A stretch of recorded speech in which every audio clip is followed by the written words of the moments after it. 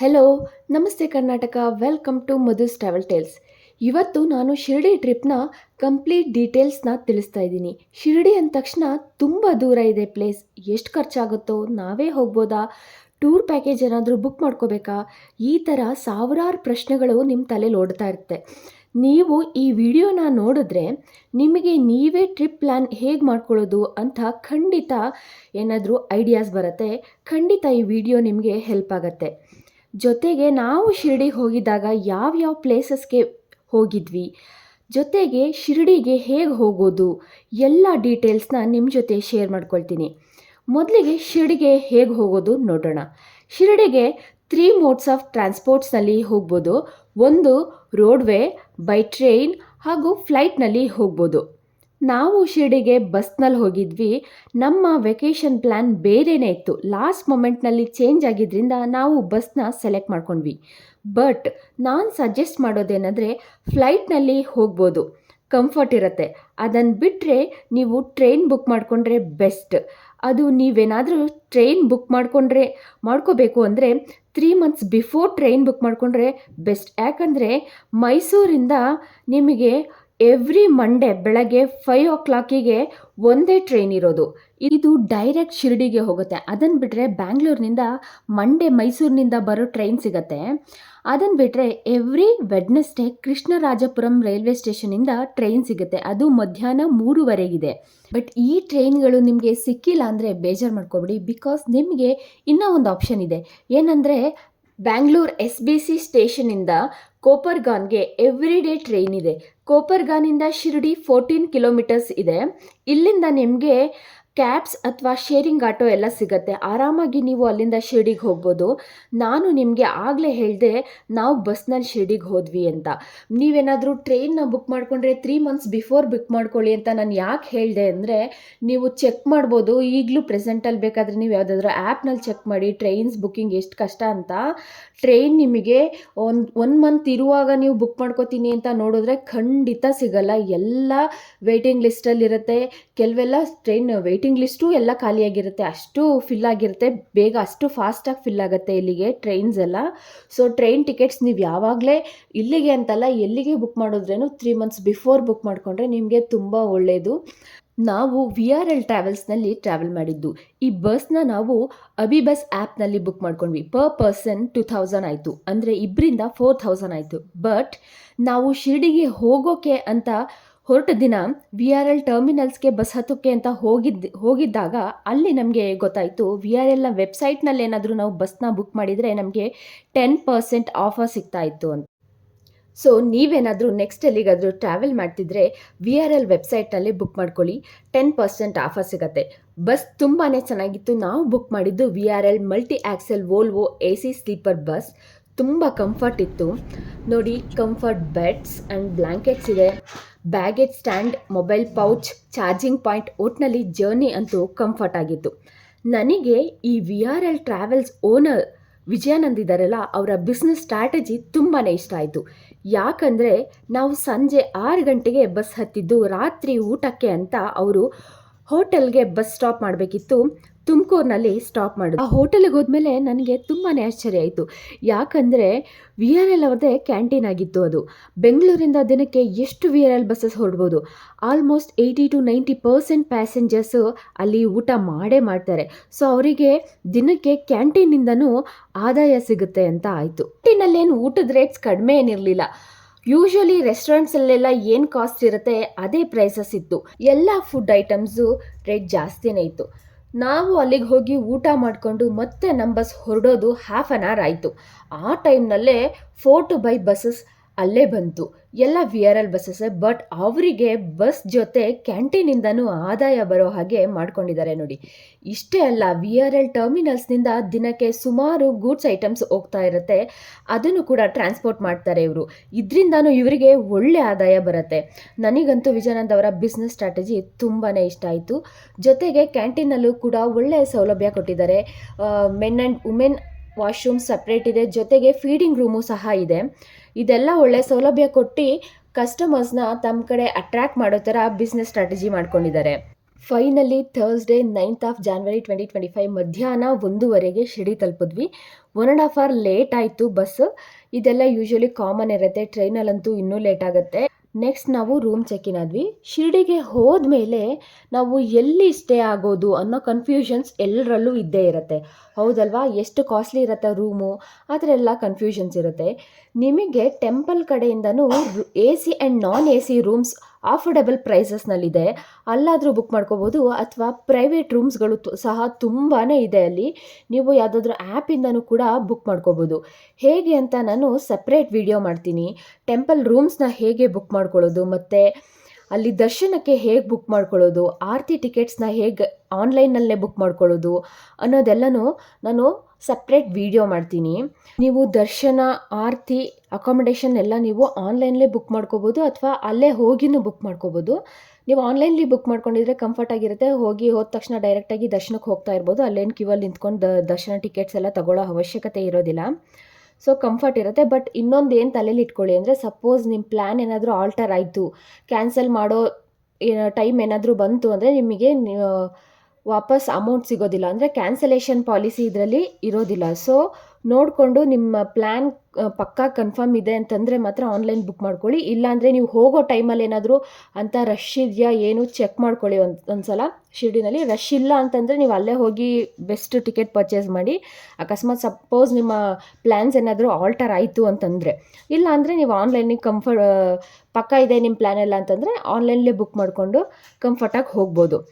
ಇದಕ್ಕೆ ನಿಮಗೆ ದರ್ಶನ ಟಿಕೆಟ್ ಒಬ್ಬರಿಗೆ 200 ಆಗುತ್ತೆ. ಇಲ್ಲಿ ನೀವು ಫ್ರೀ ದರ್ಶನ ಕೂಡ ಮಾಡ್ಬೋದು, ಯಾವುದೇ ರೀತಿ ಟಿಕೆಟ್ ಪರ್ಚೇಸ್ ಮಾಡಿದೆ. ಬಟ್ ಅಲ್ಲಿ ಸ್ವಲ್ಪ ಜಾಸ್ತಿನೇ ರಶ್ ಇರುತ್ತೆ. ಟಿಕೆಟ್ ಏನಾದರೂ ತೊಗೊಂಡ್ರೆ ನಿಮಗೆ 1/2 hour to 45 minutes ಒಳಗಡೆ, ಎಂಥ ರಶ್ ಇದ್ರೂ 1/2 hour to 45 minutes ಒಳಗಡೆ ದರ್ಶನ ಆಗಿಬಿಡುತ್ತೆ. ಸೊ ನಿಮಗೆ ಟಿಕೆಟ್ ಬುಕ್ ಮಾಡಿಕೊಂಡ್ರೆ ಬೆಸ್ಟ್ ಅಂತಲೇ ಹೇಳ್ತೀನಿ, ಅಥವಾ ಅಲ್ಲೇ ಹೋಗಿನೂ ತೊಗೋಬೋದು. ನೀವು ದರ್ಶನಕ್ಕೆ ಹೋಗೋಕ್ಕೆ ಮುಂಚೆ ನಿಮ್ಮ ಮೊಬೈಲ್ ಆ್ಯಂಡ್ ಸ್ಲಿಪ್ಪರ್ಸ್ನ ಅಲ್ಲೇ ಮೊಬೈಲ್ ಆ್ಯಂಡ್ ಸ್ಲಿಪ್ಪರ್ ಸ್ಟ್ಯಾಂಡ್ಸ್ ಇರುತ್ತೆ, ಅಂದರೆ ಟೆಂಪಲ್ನಲ್ಲಿರುತ್ತೆ, ಅಲ್ಲೇ ಇಟ್ಟು ಹೋಗಬೇಕಾಗತ್ತೆ. ಟೆಂಪಲ್ನ ಆಚೆ ಅಂದರೆ ಟೆಂಪಲ್ಗೆ ಹೋಗೋ ಮುಂಚೆನೇ ರೋಡ್ ಹತ್ತಿರ ಎಲ್ಲ ಕೆಲವರು ನಿಮಗೆ ಮಿಸ್ಲೀಡ್ ಮಾಡೋಕ್ಕೆ ಟ್ರೈ ಮಾಡ್ತಾರೆ. ಟೆಂಪಲ್ನಲ್ಲಿ ಸ್ಲಿಪ್ಪರ್ ಸ್ಟ್ಯಾಂಡ್ಸ್ ಇಲ್ಲ ಮತ್ತು ಮೊಬೈಲ್ ಸ್ಟ್ಯಾಂಡ್ಸ್ ಇಲ್ಲ. ಸೊ ನೀವು ಮೊಬೈಲ್ನ ಒಳಗಡೆ ತೊಗೊಂಡು ಹೋಗೋಗಿಲ್ಲ, ನಿಮ್ಮ ಸ್ಲಿಪ್ಪರ್ ಆ್ಯಂಡ್ ಮೊಬೈಲ್ನ ಇಲ್ಲೇ ಇಟ್ಟು ಹೋಗಿ, ನಮ್ಮ ಅಂಗಡಿಲೇ ಇಟ್ಟು ಹೋಗಿ ಅಂತೆಲ್ಲ ಹೇಳೋಕ್ಕೆ ಟ್ರೈ ಮಾಡಿರ್ತಾರೆ, ಸ್ವಲ್ಪ ದುಡ್ಡು ಜಾಸ್ತಿ ಇಸ್ಕೊಳ್ಳೋಕ್ಕೆ ಅಂತ. ಸೊ ನೀವು ಅವ್ರನ್ನೆಲ್ಲ ನಂಬಕ್ಕೆ ಹೋಗಬೇಡಿ. ಅಲ್ಲಿ ನಿಮ್ಮ ಮೊಬೈಲ್ ಸ್ಲಿಪ್ಪರ್ ಎಷ್ಟು ಸೇಫ್ ಆಗಿರುತ್ತೋ ಹೊರಗಡೆ ನನಗೆ ಗೊತ್ತಿಲ್ಲ, ಬಟ್ ಟೆಂಪಲ್ ಒಳಗಡೆ ಇರೋ ಮೊಬೈಲ್ ಆ್ಯಂಡ್ ಸ್ಲಿಪ್ಪರ್ ಸ್ಟ್ಯಾಂಡ್ಸ್ನಲ್ಲಿ ನಿಮ್ಮ ಮೊಬೈಲ್ ಆ್ಯಂಡ್ ಸ್ಲಿಪ್ಪರ್ಸು ಸೇಫ್ ಆಗಿರುತ್ತೆ. ನಿಮಗೆ ದರ್ಶನ ಎಲ್ಲ ಬಂದಮೇಲೆ ನಿಮ್ಮ ಮೊಬೈಲ್ ಮತ್ತು ಸ್ಲಿಪ್ಪರ್ ಸ್ಟ್ಯಾಂಡ್ಸ್ಗೆ ಏನು ಕಾರ್ಡ್ ಕೊಟ್ಟಿರ್ತಾರೆ, ಆ ಕಾರ್ಡ್ನ ತೋರಿಸಿದ್ರೆ ನಿಮ್ಮ ವಾಪಸ್ಸು ಸೇಫಾಗಿ ನಿಮ್ಮ ಮೊಬೈಲ್ ಆ್ಯಂಡ್ ಸ್ಲಿಪ್ಪರ್ಸ್ ನಿಮಗೆ ಸಿಗುತ್ತೆ. ನಮಗೆ ಥರ್ಸ್ಡೇ ದರ್ಶನ ಅಂತೂ ತುಂಬಾ ಚೆನ್ನಾಗಾಯಿತು. ಶಿರ್ಡಿಯಲ್ಲಿ ಮೊದಲನೇ ಸಲ ಸಾಯಿಬಾಬಾರವ್ರನ್ನ ನೋಡಿ ತುಂಬಾ ಖುಷಿಯಾಯಿತು. ಸಾಯಿಬಾಬಾ ದರ್ಶನ ಆದಮೇಲೆ ಹೊರಗಡೆ ಬಂದ ತಕ್ಷಣ, ಅಂದರೆ ಟೆಂಪಲ್ ಪ್ರಿಮಿಸಸ್ನಲ್ಲೇ ನಿಮಗೆ ನೋಡೋದಕ್ಕೆ ಬಾಬಾ ಅವರ ಒಂದು ಮ್ಯೂಸಿಯಂ ಇದೆ. ನೀವು ದರ್ಶನ ಮಾಡಿ ಆಚೆ ಬಂದಮೇಲೆ ಅಲ್ಲೇ ಪಕ್ಕದಲ್ಲಿ ಬಾಬಾರವ್ರು ಬಳಸ್ತಿದ್ದ ವಸ್ತುಗಳು, ಅವ್ರು ಧರಿಸ್ತಿದ್ದ ಬಟ್ಟೆ, ಪಾದುಕೆ ಎಲ್ಲ ಇಟ್ಟಿದ್ದಾರೆ ಮ್ಯೂಸಿಯಂನಲ್ಲಿ. ತುಂಬ ಚೆನ್ನಾಗಿದೆ. ಮ್ಯೂಸಿಯಮ್ನಂತೂ ಮಸ್ಟ್ ವಿಸಿಟ್, ಹೋಗಿ ನೋಡಿ. ಇದಕ್ಕೇನು ಯಾವುದೇ ರೀತಿ ಎಂಟ್ರಿ ಚಾರ್ಜಸ್ ಇರೋದಿಲ್ಲ, ನೋಡ್ಕೊಂಡು ಬನ್ನಿ. ಮತ್ತು ಅಲ್ಲೇ ಪಕ್ಕದಲ್ಲಿ ಗಣೇಶ ಮತ್ತು ಶನಿಮಹಾತ್ಮ ಟೆಂಪಲ್ ಕೂಡ ಇದೆ, ಇದನ್ನು ನೋಡಿ ದರ್ಶನ ಮಾಡ್ಕೊಂಡು ಬನ್ನಿ. ದರ್ಶನ ಎಲ್ಲ ಆದಮೇಲೆ ನಾವು ಸ್ವಲ್ಪ ಶಾಪಿಂಗ್ ಮಾಡಿಕೊಂಡು ಊಟಕ್ಕೆ ಹೋದ್ವಿ. ಟೆಂಪಲ್ನ ಪ್ರಸಾದಾಲಯದಲ್ಲಿ ಊಟ ಇತ್ತು. ಅಲ್ಲಿ ಫ್ರೀ ಊಟನೂ ಇದೆ, ಜೊತೆಗೆ 50 ರೂಪಾಯಿ ಕೊಟ್ಟರೆ ನಿಮಗೆ ಡೈನಿಂಗ್ ಸಿಸ್ಟಮ್ ಕೂಡ ಇದೆ. ಊಟಕ್ಕೆ ಚಪಾತಿ, ಚಟ್ನಿ ಪುಡಿ, 2 ಟೈಪ್ಸ್ ಆಫ್ ಪಲ್ಯ, ಅನ್ನ, ಸಾಂಬಾರು, ಜೊತೆಗೆ ಒಂದು ಸ್ವೀಟ್ ಇತ್ತು. ಊಟ ಅಂತೂ ತುಂಬಾ ಚೆನ್ನಾಗಿತ್ತು. ಶಿರಡಿಯಲ್ಲಿ ನಾವು ಟೆಂಪಲ್ನ ವತಿಯಿಂದ ಸಿಗುವಂತಹ ರೂಮ್ನಲ್ಲಿ ಉಳ್ಕೊಂಡಿದ್ವಿ. ದ್ವಾರಾವತಿ ಭಕ್ತಿ ನಿವಾಸ್ ಅನ್ನೋ ರೂಮ್ನಲ್ಲಿ ಉಳ್ಕೊಂಡಿದ್ವಿ. ಇಲ್ಲಿಂದ ಟೆಂಪಲ್ 500 ಮೀಟರ್ಸ್ ವಾಕಬಲ್ ಡಿಸ್ಟೆನ್ಸಲ್ಲಿತ್ತು. ಇಲ್ಲಿಂದ ನಾವು ಹೋಗ್ತಾ ಆನ್ ದ ವೇ ತಿಂಡಿಗೆ ಒಂದು ಹೋಟೆಲಿಗೆ ಹೋಗಿದ್ವಿ. ಹೋಟೆಲಲ್ಲಿ ಟಿಫನ್ ಮಾಡಿದ್ವಿ, ತುಂಬಾ ಚೆನ್ನಾಗಿತ್ತು. ಸ್ವಲ್ಪ ರೇಟ್ಸ್ ಎಲ್ಲ ಆಚೆ ಕಡೆ ಎಲ್ಲ ಹೋಟೆಲ್ಸ್, ನಾವು ಒಂದು 2-3 ಕಡೆ ಹೋಟೆಲ್ನಲ್ಲಿ ಊಟ ಮಾಡಿದ್ವಿ, ತಿಂಡಿ ಮಾಡಿದ್ವಿ, ಬಟ್ ಎಲ್ಲ ಜಾಸ್ತಿನೇ ಇದೆ. ಬಟ್ ಆದರೂ ಟೇಸ್ಟ್ ತುಂಬಾ ಚೆನ್ನಾಗಿತ್ತು. ನಾವು 11 ಗಂಟೆಗೆ ದರ್ಶನನ ಮೊದಲೇ ಬುಕ್ ಮಾಡಿದ್ರಿಂದ ಅಲ್ಲಿ ತನಕ ಟೆಂಪಲ್ನಲ್ಲಿ ದ್ವಾರಕಾಮೈಗೆ ಹೋಗಿದ್ವಿ. ಇಲ್ಲಿಗೆ ಮೊಬೈಲ್ ಅಲೋ ಇರೋದಿಲ್ಲ. ಸಾಯಿಬಾಬಾ ಅವರು ತಮ್ಮ ಕೊನೆಯ 60 ವರ್ಷಗಳನ್ನು ದ್ವಾರಕಾಮಯಿಯಲ್ಲಿ ಕಳೆದರು. ಇಲ್ಲಿ ಏನಿದೆ ಅಂದರೆ ಬಾಬಾರವರು ಕುಳಿತುಕೊಳ್ತಿದ್ದಂತಹ ಕಲ್ಲು, ಬಾಬಾರವರು ಆಗ ಹಚ್ಚಿದ್ದ ಪವಿತ್ರವಾದ ಬೆಂಕಿ ಇನ್ನೂ ಅಲ್ಲಿ ಉರಿತಾನೇ ಇದೆ. ಇದನ್ನು ಇವರು ಧುನಿ ಅಂತ ಕರೀತಾರೆ. ಈ ಬೆಂಕಿಯಿಂದ ಬಂದ ಬೂದಿಯನ್ನು ಬಾಬಾರವರು ಅವರ ಭಕ್ತರಿಗೆ ನೀಡ್ತಾ ಇದ್ರು. ಇದರಿಂದ ಭಕ್ತರ ಕಷ್ಟಗಳೆಲ್ಲ ಕಳೀತಾ ಇದ್ವು. ಇದೇ ಬೆಂಕಿಯಿಂದ ಬಾಬಾರವರು ಪ್ರತಿನಿತ್ಯ ಅಡುಗೆ ಮಾಡ್ತಾ ಇದ್ರು. ಅದನ್ನು ಎಲ್ರಿಗೂ ಕೂಡ ಬಡಿಸ್ತಾ ಇದ್ರು. ಜೊತೆಗೆ ಬಾಬಾರವರು ಕಾಲದ ಒಂದು ಮೂಟೆ ಗೋಧಿ ಇನ್ನೂ ಸಹ ಅಲ್ಲಿ ಹಾಗೆ ಇದೆ. ಗೋಧಿ ಹಿಟ್ಟು ಮಾಡೋಕ್ಕೆ ಬಾಬಾರವರು ಬಳಸ್ತಿದ್ದಂತಹ ಬೀಸೋ ಕಲ್ಲು ಕೂಡ ಅಲ್ಲೇ ಇದೆ. ನಂತರ ದ್ವಾರಕಾಮಯಿ ಪಕ್ಕದಲ್ಲೇ ಚಾವಡಿ ಇದೆ. ದ್ವಾರಕಾಮಯಿಯಲ್ಲಿ ಬಾಬಾರವರು ಉಳಿತಾ ಇದ್ರು, ಬಟ್ ಅದು ಮಳೆ ಟೈಮ್ನಲ್ಲಿ ಸೋರ್ತಾ ಇತ್ತು. ಸೊ ಅವರ ಭಕ್ತರೆಲ್ಲ ಏನು ಮಾಡಿದ್ರು, ಚಾವಡಿನ ನಿರ್ಮಾಣ ಮಾಡಿದ್ರು. ಅಲ್ಲಿ ಬಾಬಾರವರನ್ನು ಉಳ್ಕೊಳ್ಳೋದಕ್ಕೆ ಫೋರ್ಸ್ ಮಾಡಿದ್ರು. ಆದರೂ ಬಾಬಾರವ್ರಿಗೆ ದ್ವಾರಕಾಮಯಿ ಬಿಟ್ಟು ಬರೋದಕ್ಕೆ ಇಷ್ಟ ಇರಲಿಲ್ಲ. ಬಟ್ ಕೆಲವೊಮ್ಮೆ ಚಾವಡಿಯಲ್ಲೂ ಸಹ ಉಳ್ಕೊಳ್ತಾ ಇದ್ರು, ಭಕ್ತರ ಜೊತೆ ಸಮಾಲೋಚನೆ ಮಾಡ್ತಾ ಇದ್ರು ಚಾವಡಿನಲ್ಲಿ. ಹಾಗೆ ಅಲ್ಲೇ ಪಕ್ಕದಲ್ಲಿ ಒಂದು ಹನುಮಾನ್ ಟೆಂಪಲ್ ಇದೆ, ಅದನ್ನು ಸಹ ನೀವು ನೋಡ್ಬೋದು. ಇದೆಲ್ಲ ನೋಡಿಕೊಂಡು ನಂತರ 11 ಗಂಟೆಗೆ ಶೆಡ್ಯೂಲ್ ಆಗಿದ್ದ ಬಾಬಾರವ್ರ ದರ್ಶನಕ್ಕೆ ಹೋದ್ವಿ. ಬಾಬಾರವ್ರ ದರ್ಶನ ತುಂಬಾ ಚೆನ್ನಾಗಾಯಿತು. ದರ್ಶನ ಮಾಡಿಕೊಂಡು ನಾವು ಅಲ್ಲೇ ಮಾಡ್ಕೊಂಡು ಬಂದ ತಕ್ಷಣ ಅಲ್ಲೇ ಪಕ್ಕದಲ್ಲೇ ಧ್ಯಾನ ಮಂದಿರ ಇದೆ. ಅಲ್ಲೊಂದು ಸ್ವಲ್ಪ ಹೊತ್ತು ಕೂತ್ಕೊಂಡು ಬಾಬಾರವರ ಆರತಿ ಟಿಕೆಟ್ ನಾವು ಬುಕ್ ಮಾಡೋದು ಮರ್ತ್ಕೊಂಡಿದ್ವಿ, ಗೊತ್ತಿರಲಿಲ್ಲ. ನೆಕ್ಸ್ಟ್ ಟೈಮ್ ಹೋದರೆ ಖಂಡಿತ ಆರತಿ ಬುಕ್ ಮಾಡ್ಕೊಂಡು ಯಾರೇ ಆದರೂ ಸಹ ನೋಡಿ, ತುಂಬಾ ಅದ್ಭುತವಾಗಿರುತ್ತೆ. ಆರತಿನ ನೋಡೋಕ್ಕೆ 2 ಕಣ್ಣು ಸಾಕೋಗೋದಿಲ್ಲ, ಅಷ್ಟು ಚೆನ್ನಾಗಿರುತ್ತೆ. ಅಲ್ಲೇ ಟಿ ವಿಯಲ್ಲೇ ತೋರಿಸ್ತಾಯಿದ್ರು, ಒಂದು ಟಿ ವಿ ಹಾಕಿದ್ರು. ಅಲ್ಲಿ ಬಾಬಾರವ್ರ ದರ್ಶನ ಆರತಿ ಹೇಗೆ ನಡೀತಾ ಇತ್ತು ಅದನ್ನು ಟಿ ವಿನಲ್ಲಿ ಲೈವ್ ಪ್ರಸಾರ ಬರ್ತಾಯಿತ್ತು. ಅದನ್ನು ನೋಡ್ಕೊಂಡು ಕೂತ್ಕೊಂಡ್ವಿ ಸ್ವಲ್ಪ ಹೊತ್ತು. ಅದು ನೋಡಾದಮೇಲೆ ನೆಕ್ಸ್ಟ್ ನಾವು ಟೆಂಪಲ್ ಪಕ್ಕದಲ್ಲೇ ಇದ್ದ ಸಾಯಿ ಪ್ಯಾಲೇಸ್ ಉಡುಪಿ ಎಕ್ಸ್‌ಪ್ರೆಸ್ ಅನ್ನೋ ಹೋಟೆಲ್ನಲ್ಲಿ ಊಟ ಮಾಡ್ಕೊಂಡ್ವಿ. ಊಟ ತುಂಬಾ ಡಿಲಿಷಿಯಸ್ ಆಗಿತ್ತು. ನೆಕ್ಸ್ಟ್ ಅಲ್ಲಿಂದ 500 ಮೀಟರ್ಸ್ ದೂರದಲ್ಲೇ ಸಾಯಿ ತೀರ್ಥ ಥೀಮ್ ಪಾರ್ಕ್ ಇತ್ತು, ಅಲ್ಲಿಗೆ ಹೋದ್ವಿ. That was amazing. ಶಿರ್ಡಿಗೆ ಹೋದವರು ಮಿಸ್ ಮಾಡದೆ ಸಾಯಿ ತೀರ್ಥ ಥೀಮ್ ಪಾರ್ಕಿಗೆ ಹೋಗಿ. ಎಂಟ್ರಿ ಫೀಸ್ ಒಬ್ಬರಿಗೆ 648 ರುಪೀಸ್ ಇದೆ. ಇಲ್ಲಿಗೆ ನೀವು ಹೋದ ತಕ್ಷಣ ನಿಮಗೆ ಈ ಥರ ಒಂದು ಬ್ಯಾಂಡ್ ಹಾಕ್ತಾರೆ. ಒಟ್ಟು 7 ಆ್ಯಕ್ಟಿವಿಟೀಸ್ ಇರುತ್ತೆ. ಒಂದೊಂದು ಆ್ಯಕ್ಟಿವಿಟೀಸ್ ಆದಮೇಲೂ ನಿಮಗೆ ಈ ಥರ ಟಿಕ್ ಮಾರ್ಕ್ ಹಾಕ್ತಾರೆ. ಅಂದರೆ ಒಂದು ಆ್ಯಕ್ಟಿವಿಟಿ ಒಂದು ಸಲ ಮಾತ್ರ ನೋಡ್ಬೋದು ನೀವು. ನಾವು ಮೊದಲು ಹೋಗಿದ್ದು ತೀರ್ಥಯಾತ್ರೆ ಅಂತ. ಇದಂತೂ ಮೆಸ್ಮರೈಸಿಂಗ್ ಆಗಿತ್ತು. ಇದರ ಸಪ್ರೇಟ್ ವಿಡಿಯೋ ಹಾಕ್ತೀನಿ, ನೆಕ್ಸ್ಟ್ ನೋಡಿ ನೀವು. ನೆಕ್ಸ್ಟ್ ನಾವು ಹೋಗಿದ್ದು ಲಂಕಾ ದಹನ್ ಅನ್ನೋ 5D ಶೋ ನೋಡೋದಕ್ಕೆ. ಈ ಶೋ ನೋಡೋಕ್ಕೂ ಮುಂಚೆ ಒಂದು ಇಂಟ್ರಡಕ್ಷನ್ ವಿಡಿಯೋ ಹಾಕ್ತಾರೆ, ಯಾಕೆ ಹನುಮಂತ ಲಂಕೆಗೆ ಹೋದ ಸೀತಾಮಾತೆನ ನೋಡೋಕೆ ಅಂತ. ಅದನ್ನು ನೋಡಿದ ಮೇಲೆ 5D ಗ್ಲಾಸಸ್ನ ಇಸ್ಕೊಂಡು ಶೋಗೆ ಹೋಗ್ತೀವಿ. ಶೋ ಅಂತೂ ಅದ್ಭುತವಾಗಿತ್ತು. ರಿಯಲ್ ಆಗೇ ನಾವು ಲಂಕಾ ದಹನನ ಅಲ್ಲೇ ಇದ್ದು ಎಕ್ಸ್ಪೀರಿಯೆನ್ಸ್ ಮಾಡ್ದಂಗಿತ್ತು. ತುಂಬಾ ಚೆನ್ನಾಗಿತ್ತು. ಈ ಲಂಕಾ ದಹನ ನೋಡೋಕೆ ಮುಂಚೆ ಹೊರಗೆ ವೆಯ್ಟ್ ಮಾಡ್ತಿದ್ದಾಗ ಮ್ಯಾಜಿಕ್ ಶೋ ನಡೀತು. ನಾನು ತುಂಬ ದಿನ ಆದಮೇಲೆ ನೋಡಿದ್ದು ಮ್ಯಾಜಿಕ್ ಶೋನ. It was amazing. ನೆಕ್ಸ್ಟ್ ನಾವು ಹೋಗಿದ್ದು ದ್ವಾರಕಾಮಯಿ ಶೋಗೆ. ಇಲ್ಲಿ ನಾವು ಬಾಬಾರವರು ದ್ವಾರಕಾಮಯಿನಲ್ಲಿ ಹೇಗಿದ್ರು ಅನ್ನೋದನ್ನು ನೋಡಿದ್ವಿ. ನಿಜವಾಗ್ಲೂ ಬಾಬಾ ಅವರು ನಮ್ಮ ಮುಂದೆನೇ ಮಾತಾಡ್ತಿದ್ದಾರೆ ಅಂತ ಅನ್ನಿಸ್ತಾ ಇತ್ತು. It was realistic and extraordinary ಆಗಿತ್ತು. ನೆಕ್ಸ್ಟ್ ಬಾಬಾರವರ ಲೈಫ್ ಸ್ಟೋರಿ ಸಬ್ಕಾ ಮಾಲಿಕ್ ಬಗ್ಗೆ ಒಂದು ಮೂವಿನ ಮಾಡಿದ್ದಾರೆ. ಅದನ್ನು ನೋಡಿಕೊಂಡು ನಾವು ಹೊರಗಡೆ ಬಂದರೆ ನಿಜವಾಗ್ಲೂ ಬಾಬಾರವ್ರನ್ನೇ ನೋಡ್ದಂಗಾಯಿತು. ಬಾಬಾ ವೇಷಧಾರಿಯೊಬ್ಬರು ಕಣ್ಣೆದುರುಗಡೆ ಬಂದರು. We were shocked and blessed. But ತುಂಬಾ ಖುಷಿಯಾಯಿತು. ನಿಜವಾದ ಬಾಬಾರನ್ನೇ ನೋಡಿದಷ್ಟೇ ಖುಷಿಯಾಯಿತು. ನೆಕ್ಸ್ಟ್ ನಾವು ಕಾಳಿಯಾ ಮರ್ದನ್ ಅನ್ನೋ 12D ಶೋ ನೋಡಿದ್ವಿ. ಕೃಷ್ಣ ಕಾಳಿಂಗನನ್ನು ಹೇಗೆ ಮರ್ದನ ಮಾಡ್ದ ಅಂತ ಶೋನಲ್ಲಿ ತೋರಿಸ್ತಿದ್ದಾರೆ. ನಾನು ಟಿ ವಿನಲ್ಲಿ ನೋಡಿದ್ದೆ, ಬಟ್ 12D ಶೋನಲ್ಲಂತೂ ಇನ್ಕ್ರೆಡಿಬಲ್ ಎಕ್ಸ್ಪೀರಿಯೆನ್ಸ್ ಆಯಿತು. ಸ್ವಲ್ಪ ಭಯ ಆಗ್ತಾಯಿತ್ತು, ಬಟ್ ಆದರೂ ಅದ್ಭುತವಾಗಿತ್ತು. ಲಾಸ್ಟ್ನಲ್ಲಿ ಮೂಷಕ್ ಮಹಾರಾಜ್ ಅನ್ನೋ ಶೋ ಇತ್ತು. ಈ ಶೋನ ಒಬ್ಬರು ನಡೆಸ್ಕೊಡ್ತಾರೆ. ಸ್ಕ್ರೀನ್ ಮೇಲೆ ಮೂಷಕ್ ಮಹಾರಾಜ್ ಅಂದರೆ ಇಲಿ ಬಂದು ತುಂಬ ಫನ್ ಮಾಡುತ್ತೆ. ಫನ್ ಕ್ವೆಶನ್ಸ್ ಎಲ್ಲನ ಕೇಳತ್ತೆ ಎಲ್ರಿಗೂ. ಬಟ್ ಟೋಟಲಿ 7 ಆ್ಯಕ್ಟಿವಿಟೀಸ್ ಅಂತೂ ತುಂಬಾ ಚೆನ್ನಾಗಿತ್ತು. ರೂಬಿಕ್ ಕ್ಯೂಬ್ಸ್ನ ಯೂಸ್ ಮಾಡಿ ಇಂಡಿಯಾಸ್ ಬಿಗ್ಗೆಸ್ಟ್ ಸಾಯಿಬಾಬಾನ ಮಾಡಿರೋದನ್ನು ನೋಡಿದ್ವಿ. ಅಲ್ಲೇ ಮೇಲ್ಗಡೆ ಟಿ ವಿನಲ್ಲಿ ಹೇಗೆ ರುಬಿಕ್ ಕ್ಯೂಬ್ಸ್ನ ಯೂಸ್ ಮಾಡಿ ಸಾಯಿಬಾಬಾನ ಮಾಡಿದ್ರು ಅನ್ನೋ ವಿಡಿಯೋ ಕೂಡ ಹಾಕಿದ್ದಾರೆ. ಅದನ್ನು ನೋಡ್ಬೋದು. ಮತ್ತು ಎಲ್ಲ ಆ್ಯಕ್ಟಿವಿಟೀಸ್ ಮುಗಿದ ಮೇಲೆ ಹೊರಗಡೆ ಈವ್ನಿಂಗ್ ಲೇಸರ್ ಶೋ ಇತ್ತು. ಅದಕ್ಕೆ ಮುಂಚೆ ಬೇರೆ ಬೇರೆ ಆ್ಯಕ್ಟಿವಿಟೀಸ್ ಇತ್ತು. ಅಂದರೆ ಆ್ಯಕ್ರೋಬೆಟಿಕ್ ಶೋ ಇತ್ತು, ಮ್ಯಾಜಿಕ್ ಶೋ ಇತ್ತು. ಇದನ್ನೆಲ್ಲ ನೋಡಿಕೊಂಡು ಹೊರಗೆ ಬರೋ ಅಷ್ಟರಲ್ಲಿ ಆಲ್ಮೋಸ್ಟ್ 7:30 ಆಗಿತ್ತು.